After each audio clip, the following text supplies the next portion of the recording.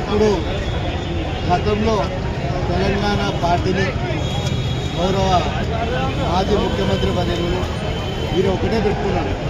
ఏం నినాదం పెట్టుకున్నారు? ప్రతిపక్ష పార్టీని నిందించడము, ప్రజలను మోసం చేయడము. మరి తెలంగాణ రాష్ట్రంలో ఏకైక వ్యక్తి ఎవరైనా మోసపుట్టిన వ్యక్తి ఉన్నాడంటే మరి కాంగ్రెస్ పార్టీ ముఖ్యమంత్రి రేవంత్ రెడ్డి గారు. ఇవాళ ఎన్ని ఒక కోడిగుడ్డు మీద ఈకలు పీకడం ఎంత నిజమో, ఈ కుంభకోణం ఇవన్నీ జరిగినాయని కూడా అంతే నిజం. ఇవాళ ఏదో అయితే నేను ఒకటే చెప్తున్నాను, కాళేశ్వరం మీద జరిగింది అనడానికి ఇంతకుముందు ఒక సామెత చెప్పినాం. ఎవడు ఆకాశం మీద ఉండేస్తే మరి ఎవరిపైన పడతారు కాదు, ఎవడంటాడో వారిపైనే పడుతుంది. కుంభకోణం జరిగింది మీ మధ్యలో జరిగింది.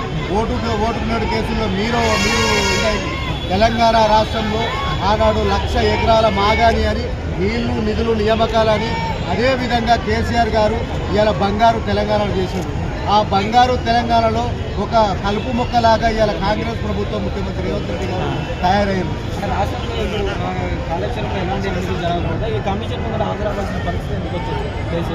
అయితే ఇవాళ తెలంగాణ ప్రజలు వాళ్ళకి ఇస్తానన్న హామీలు ఎక్కడ అడుగుతారో, వాళ్ళకి ఇస్తారన్న హామీలను నెరవేర్చుడు ఎక్కడ వస్తుందో అని ఇవాళ ఏదో ఒకటి ముంగడ పెట్టుకొని అబ్బం గడపడానికి ఇవాళ కాంగ్రెస్ ప్రభుత్వం ముఖ్యమంత్రి రేవంత్ రెడ్డి గారు ఆయన వ్యవహార శైలి ఉంది. ఎందుకంటే ఇవాళ 6 గ్యారంటీలు అన్నాడు, 420 హామీలు అన్నాడు. మరి అందరికీ హామీలు ఇచ్చిండు, ప్రజలను మోసం చేసిండు, కార్మికులను మోసం చేసిండు. ఇవాళ తెలంగాణ రాష్ట్రంలో పుట్టిన బిడ్డను కూడా మోసం చేసిన ఘనత మన ముఖ్యమంత్రి గారికే చెప్తారు. ఎందుకంటే ఆ హామీలలో మరి రైతులకు రుణమాఫీ చేస్తానన్నాడు. రైతులకు రుణమాఫీ ఏం చేసిండో రైతులకు తెలుసు. మరి ప్రజలకు మన పింఛన్లు ఇస్తాం, మన అక్కలకు ఆ చెల్లెళ్లకు వాళ్ళకు 1,00,000 ఏది మన కళ్యాణ లక్ష్మి ఇస్తా అన్నాడు. కళ్యాణ లక్ష్మి ఎంతమందికి ఇచ్చిండ్రో వాళ్ళే అడుగుతున్నారు. ఇవాళ అక్కలకు 2,000 పింఛన్లకు 4,000 చేస్తా అన్నారు. 4,000 ఎంతమందికి ఇచ్చిండ్రో వాళ్ళే అడుగుతున్నారు. ఇవాళ హామీలన్నీ పక్కన పెట్టి ఇవాళ పబ్బం గడిపి ఇవాళ తెలంగాణ రాష్ట్రంలో ప్రజలను మోసం చేస్తూ, కార్మికులను మోసం చేస్తూ ఇవాళ ఒక్కటే తెలంగాణ రాష్ట్రంలో అప్పుడు తెలంగాణ రాష్ట్రంలో కాంగ్రెస్ ప్రభుత్వం ఏర్పడబోతుంది. కార్మికులకు ప్రత్యేక లేబర్ బోర్డు నియమిస్తానన్నారు.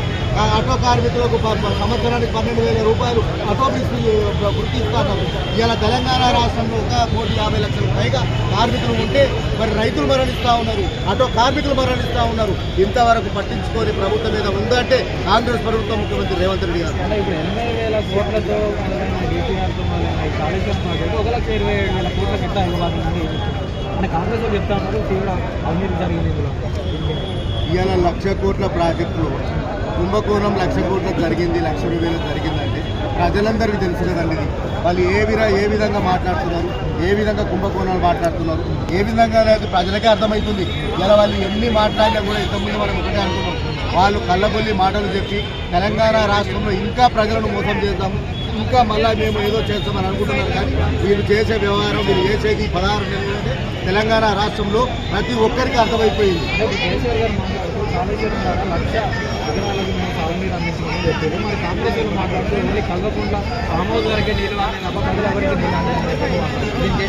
ఇవాళ ఒక్కటే అంటున్నామండి, ప్రజలే చెప్తారు. ఇవాళ నల్గొండ జిల్లా అయితేంది, సిరిసిల్ల అయితేంది, కరీంనగర్ అయితేంది, హుజురాబాద్ అయితేంది, ఇవన్నీ చూసుకుంటే ప్రజలకు అర్థమవుతలేవా? ఇవాళ తెలంగాణ రాష్ట్రంలో మాజీ ముఖ్యమంత్రి వారు అబద్ధం చెప్తున్నారంటే ప్రజలంతా వాళ్ళంతా రోడ్ల మీదకి వచ్చి మళ్ళీ ఇలా ప్రశ్నిస్తున్నారు కదా.